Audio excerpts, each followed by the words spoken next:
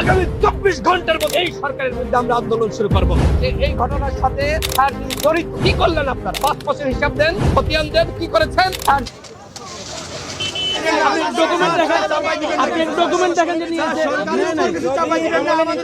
আপনারা কনসার্ন মিনিস্ট্রিতে গিয়ে করবেন। আমরা জানাবো তো, আমরা তো বলেছি আল্লাহর পক্ষ থেকে গজব নাজিল হোক, ওই মসজিদে কেউ যে শান্তিতে চালাইতে পারবো। আমি বলতে পারি এই দেশে আমি নিরপেক্ষ আছি, ওই ডক্টর ইউনূস নিরপেক্ষ না। উনি তো ওনার মামলা খালাস করার জন্য ক্ষমতায় আসছেন। উনি তো এই জাতি এই দেশবাসীর কোনো অধিকার প্রতিষ্ঠা করার জন্য ক্ষমতায় আসেন। তো আমাদের তো প্রধান উপদেষ্টা, উনি তো সারা বিশ্বের শান্তি প্রতিষ্ঠা করার কাজ করছেন। এই জন্য তো বিশ্ববাসীর শান্তির প্রতীক হিসাবে তো ওনাকে নোবেল দান করছেন। উনি বাংলাদেশের বর্তমানে উনি নিজেই যে অপারগতাটা স্বীকার করতেছে, এটা বিশ্ববাসী বিশ্লেষণ করুক। শিবির যে প্রতিজ্ঞা করেছে আগামী জাতীয় নির্বাচনের আগে তারা যদি তাদের এই প্রতিজ্ঞা রাখে, তাহলে নির্বাচনটা পক্ষ থেকে গজব নাজিল হোক, ওই মসজিদে কেউ যে শান্তিতে চালাইতে পারবো। আমি বলতে পারি এই দেশে আমি নিরপেক্ষ আছি, ওই ডক্টর ইউনূস নিরপেক্ষ না। উনি তো ওনার মামলা খালাস করার জন্য ক্ষমতায় আসছেন। উনি তো এই জাতি এই দেশবাসীর কোনো অধিকার প্রতিষ্ঠা করার জন্য ক্ষমতায় আসেন। তো আমাদের তো প্রধান উপদেষ্টা, উনি তো সারা বিশ্বের শান্তি প্রতিষ্ঠা করার কাজ করছেন। এই জন্য তো বিশ্ববাসীর শান্তির প্রতীক হিসাবে তো ওনাকে নোবেল দান করছেন। উনি বাংলাদেশের বর্তমানে উনি নিজেই যে অপারগতাটা স্বীকার করতেছে, এটা বিশ্ববাসী বিশ্লেষণ করুক যে কি ধরনের শান্তি তিনি বিশ্বে প্রতিষ্ঠা করে বাংলাদেশে এই লক্ষ লক্ষ শ্রমিককে শোষণ কইরা উনি বিশ্বে শান্তি কি করছেন, শান্তি প্রতিষ্ঠা করছেন। উনি শান্তিতে নোবেল পেয়েছেন। এখন এই দেশে এসে বলতেছেন যে তিনি বিনিয়োগ করার জায়গা পাচ্ছেন না।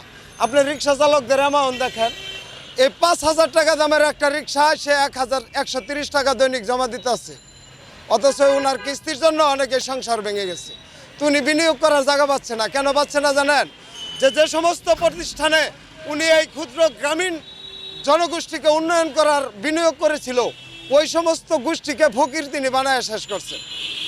এখন এই জন্য আর এই দেশে বিনিয়োগ করার জায়গা নাই। এটা আপনি 5 মাসের কথা বলতেছেন, উনি তো ওনার মামলা খালাস করার জন্য ক্ষমতায় আসছেন।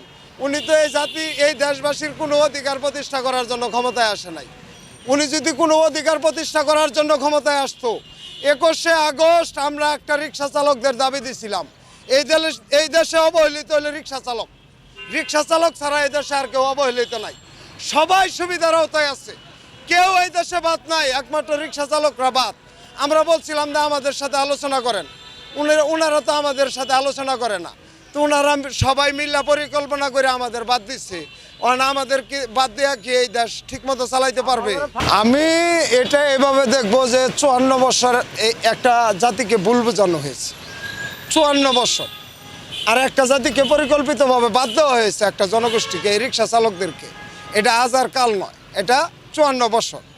এখন এই 54 বছর পরে এসে আপনি ওনারা যে সিস্টেমেটিকটা তৈরি করছেন, এটা তো আবার ওই পরিকল্পিতভাবে রিক্সা চালকদের বাদ দেওয়ার সিস্টেমেটিক।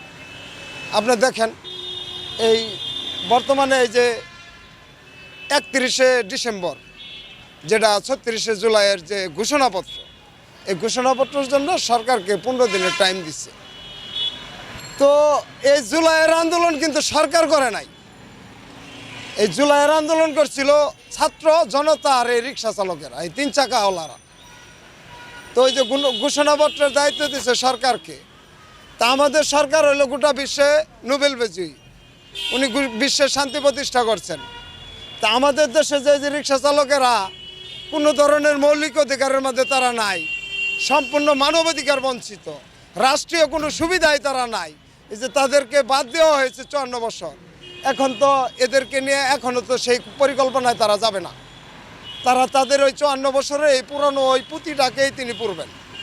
উনি বলছে যে উনি রাজনৈতিক দলের লোক না, এগুলা তো মিডিয়ার সামনে বলতে পারে। মিডিয়াওয়ালারা আমি রিক্সাওয়ালা প্রশ্ন করলে আমার বিভিন্ন প্রশ্নের জব চাইবে, কিন্তু ওনারা বললে ওনাদের প্রশ্নের জব দেওয়া হবে না। ডক্টর ইউনূস রাজনৈতিক দলের লোক না, উনি তো নিজেই রাজনৈতিক দল করতে চেয়েছিলেন। এটা তো জাতির সামনে থেকে আলাদা করার কোনো সুযোগ নাই। যিনি একটা রাজনৈতিক দল করতে চেয়েছিলেন তিনি রাজনৈতিক পরিবারের না, এটা একমাত্র আমি রিক্সা চালক বলতে পারি যে আমি রাজনৈতিক লোক না, আমি কোনো রাজনীতি পরিবারের না। কারণ এই 54 বছরে কোনো রাজনৈতিক দল এই রিক্সা চালকদের নিয়ে কোনো কথা বলে না, আর রিক্সা চালকদেরও কোনো রাজনীতি করার নিবন্ধন নাই। তারা হইলো এই দেশের সাধারণ ভোটার। আমি রিক্সা চালকদের নিয়ে কথা বলি, আমি বলতে পারি এই দেশে আমি নিরপেক্ষ আছি, ওই ডক্টর ইউনূস নিরপেক্ষ না। যদি উনি নিরপেক্ষ থাকতো তাহলে বেগম জিয়া ওই যে সেনানিবাসে যেদিন বৈঠকে গেলেন, সাক্ষাতের জন্য গেলেন, ওদিন যেহেতু তিনি নিজেই দাবি করলেন যে ইউনূস আর আমরা এক পরিবারের লোক। তো আপনি জিয়া পরিবার রাজনীতি করে না, এই কথাটা দেশবাসীরা বোঝাইতে পারবেন, এটাই রিক্সা চালককে বুঝাইতে পারবেন। জনাব তারেক রহমান তো ওই লন্ডন থেকে একজন শহীদ রিক্সা চালকের দায়িত্ব নিচ্ছেন, উনি তো ওনার দায়িত্ব পালন করছেন। কিন্তু আমরা যাদের জন্য রাস্তায় জীবন দিচ্ছিলাম, ওই সমন্বয়করা, ওই ছাত্ররা আমাদের কথা কিন্তু বলেননি। ওনারা আমাদের এই যে হতাহতের যে একটা পরিসংখ্যান চেয়েছিলাম, এই পরিসংখ্যানটা এখনও দেশবাসীর সামনে ক্লিয়ার করে নাই যে রিক্সা চালকেরা এতটি আহত হয়েছে, এতটি নিহত হয়েছে। তো তারেক রহমান তো একজনের দায়িত্ব নিচ্ছেন, এই জন্য আমি ধন্যবাদ জানাই। আমার কথা হলো, বর্তমানে এই দাস ইউনূস সাহেব যে বলছেন যে উনি মানে চালাইতে, কিছু কিছু ক্ষেত্রে আমরা যদি সত্যবাদী হই তাহলে কথাগুলো হয়তো অনেকের গায়ে লাগবে। আমি কোনো দলের পেইড এজেন্ট না। আমার দ্বারা যেটা ভালো কাজ সেটাকে প্রশংসা করি, যেটা অন্যায় অপরাধ যতটুকু পারি সমালোচনার জায়গা থেকে সমালোচনা করি। তো আজকে আমরা কথা বলছি বাংলাদেশ ইসলামী ছাত্র শিবিরকে নিয়ে। ব্যক্তি জীবনে যখন কলেজ পর্যায়ে পড়াশোনা করেছি, রাজনীতিও করেছি কম বেশি, তা আমাদের রাজনীতিগুলো আসলে এখনকার মতো এত ভায়োলেন্স টাইপের রাজনীতি ছিল না সেই 15-20 বছর আগে। এখনকার রাজনীতির হিসাবটাই বদলাই গেছে। যাই হোক, তো তখন থেকে একটা জিনিস দেখছি, কাছের বন্ধুবান্ধব কেউ ছাত্রদল করছে, কেউ ছাত্রলীগ করছে, কেউ ছাত্র শিবির করছে। তো শিবিরের যারা কর্মী ছিল এদের মধ্যে একটা ডিফারেন্ট টাচ ছিল। আর এই ডিফারেন্ট টাচের কারণেই 1971 সালে বাংলাদেশ জামাত ইসলামের বিতর্কিত ভূমিকার পরেও যত দিন গিয়েছে জামাত ততটা শক্ত হয়েছে। মেইন রিজন হচ্ছে সিস্টেম, চেইন অফ কমান্ড।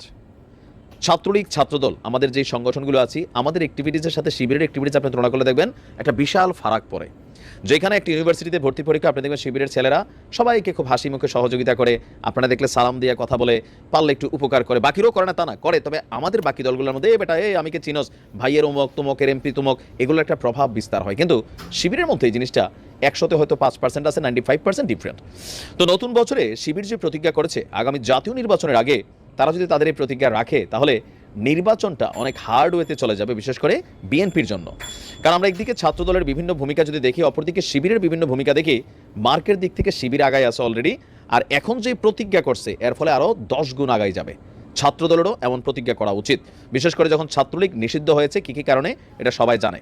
আচ্ছা, তো নতুন বছরকে সামনে রেখে নতুন বছর আসার পরে প্রতিজ্ঞাবদ্ধ হয়েছে বাংলাদেশ ইসলামী ছাত্র শিবির।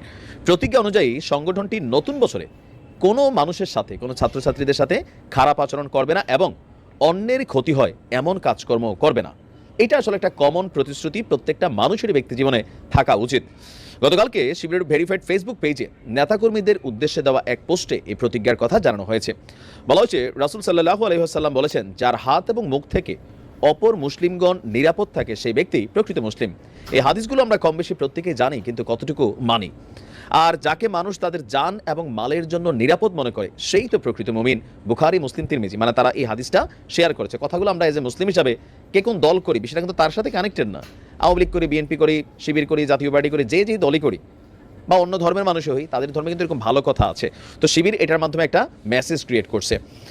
বলা হয়েছে যে এখানে বেশ কয়েকটা হাদিস তারা শেয়ার করছে। এরপরে বলা হয়েছে, আমি নিজেকে প্রকৃত মুসলিম এবং মুমিন হিসাবে গড়ে তুলতে চাই, সেই কারণে অনলাইন অফলাইনে কারো সাথে কোনো প্রকার খারাপ আচরণ করব না, অন্যের ক্ষতি হয় এমন কোনো কাজ করব না বলে প্রতিজ্ঞাবদ্ধ হয়েছি।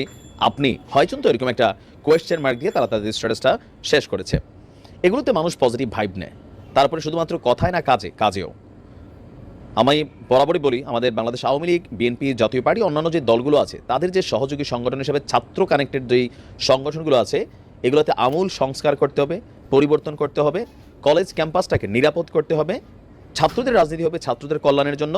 আমি কে তুমি কে এরকম ভাবটাব নিয়া এরে হেরে থাবর চটকানা দেওয়া, গ্যাস ড্রুম তৈরি করা, পড়াশোনা বাদ দিয়া কলেজ ক্যাম্পাসে গুন্ডামি পান্ডামি করা, হ্যাঁ, তারপর হচ্ছে এমপির কথায় নেতার কথায় টেন্ডারবাজি করা, চাঁদাবাজি করা, এগুলো থেকে বের হয়ে আসতে হবে। বের হইতে না পারলে মানুষ আপনার সামনে কিছু বলবে না, কিন্তু আপনাকে প্রচণ্ড ঘৃণা করবে। কারণ ভালো কাজ ভালো কাজই। আমরা আশা করি এটা শুধু শিবিরের প্রতিজ্ঞা হওয়া উচিত না, প্রত্যেকটা রাজনৈতিক দলের যারা নেতাকর্মী আছেন, ছাত্রদল, তারপর হচ্ছে যে এই মুহূর্তে যারা মাঠে রাজনীতিতে আছেন, আপনাদের এই জিনিসগুলো ফোকাস করা উচিত।